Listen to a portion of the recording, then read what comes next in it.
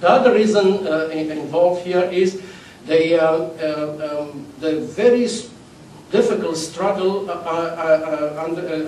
undergoing in the Arab world between moderates and radicals, which should be read against the general background of radicalization process sweeping the entire Muslim world.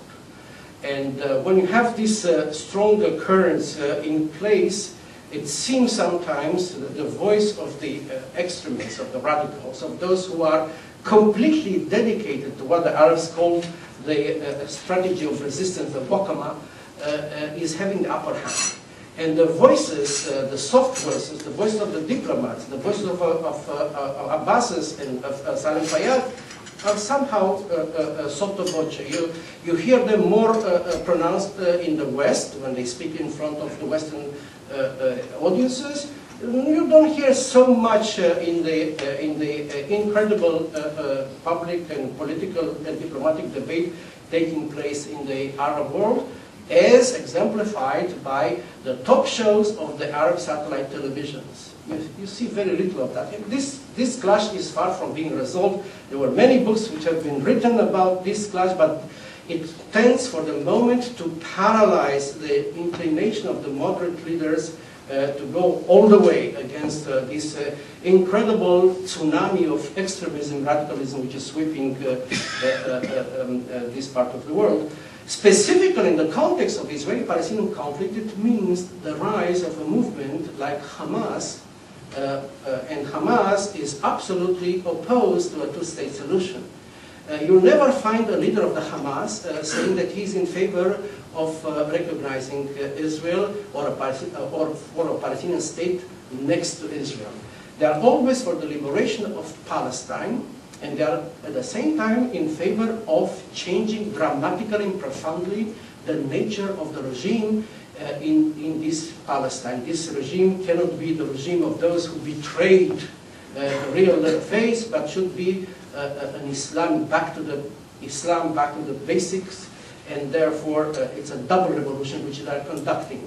One which emphasizes on one hand resistance vis-à-vis the West, culturally, diplomatically, politically, and vis-à-vis the Israel as being the forward base of the West in this part of the world, plus a social and religious revolution which is going to profoundly transform the nature of this state. They are talking, in short, about one-state solution. So the clash in the Middle East right now is between a two-state solution, which everybody in the international community would like to see eventually happening, which will involve a great deal of effort, but also the assumption that the parties can sit down rationally and come, after trial and error, to a compromise, which then will involve a difficult sale to the public opinions, because these agreements have to be ratified eventually, clear in the case of Israel, but also in the case of the Palestinians.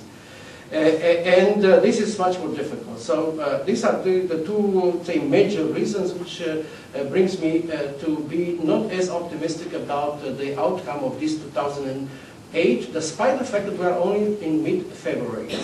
Now, I don't want to sound too pessimistic, and I would end up by mentioning one ray of hope in this political diplomatic process underway. And this has to do with the fact that everybody understands the parameters of this game. And the way to go around these problems is to draw a distinction between the concept of an independent Palestinian state and the implementation of a process which would ultimately lead to not only to a proclamation of independence, but to the actual implementation of this diplomatic suggestion. Now, if you read carefully all the statements which were made from Annapolis onward, and if you follow carefully the interviews granted by the former Prime Minister of UK, Tony Blair, then you have more or less the story there. What they are talking, Tony Blair, in a recent interview, said, well, the equation is very simple. Palestinians need nation building, capacity building, institution building, an improvement, dramatic improvement in the economic conditions, and the Israelis need security. So if we can work somehow in parallel on these two tracks, then we are going to make progress.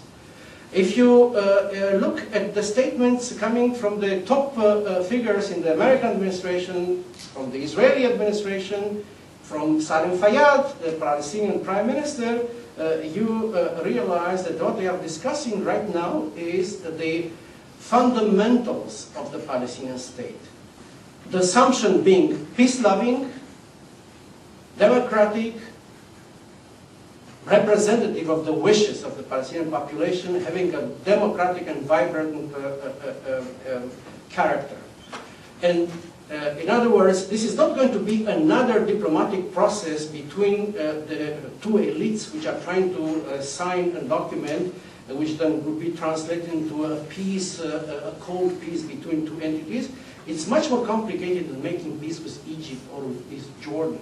It's making peace with the representative of the people who did not know in the past statehood, and they did not know one day of independence. So this is a much more ambitious project which involves, and this should be quite known in the Netherlands, because in the Netherlands there's some expertise in trying to understand the correlation between economic development and a viable state. Because if not, we are going to end up, maybe, one day with a failed state.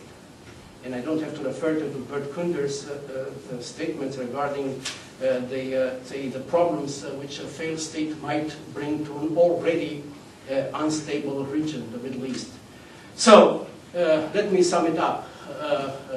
There is a distinct possibility that in the course of 2008, with a great deal of effort from both sides, and an attempt to think out of box, because if you go by the old way, it will be probably you'll come to the same known junctions, and then everything is going to dissipate, it's going to vanish.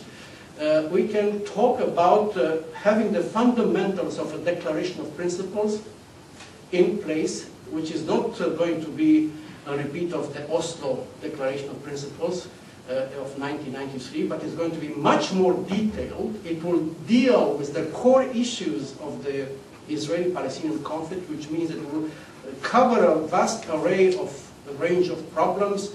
All of them are going to be on the table. Borders, Jerusalem, refugees, water, security arrangements, economic cooperation, you name it. Refugees, I already mentioned. And peaceful relations, and to what extent one can more or less continue this assumption that eventually in the long run the two economies should be to one way or another integrated. And if we are going to have this, then the implementation of this program is going to be subject to the compliance of the parties with the very detailed list of requirements from each one of them, which has been listed in the roadmap. This is a kind of a document which is not authored by the Israelis. It was written by the quartet in 2003, which means United States, European Union, Russia, and the UN. And in the first stage of the roadmap, the two parties have obligations. And there is also a mechanism to look at how the parties are going to comply with the obligations, and this is something which was not done in the past. It was the result and the outcome of Annapolis and the discussions between the Israelis and the Americans. It's going to be a general, an American general, who reports directly to the Secretary of State and to the President of the United States, and he's going to look at the obligations. He's going to see, well, you comply with obligations, you don't comply with obligation. This is much more serious than letting the parties interpret their own compliance with obligation, as has been the case in the past. So there's a mechanism there. There's a mechanism of negotiations. There's an understanding how we should proceed. And there's a willingness on the part of the Palestinian Authority leadership, which I mean the representatives of the Fatah, those who are committed to a two-state solution, to go along these lines.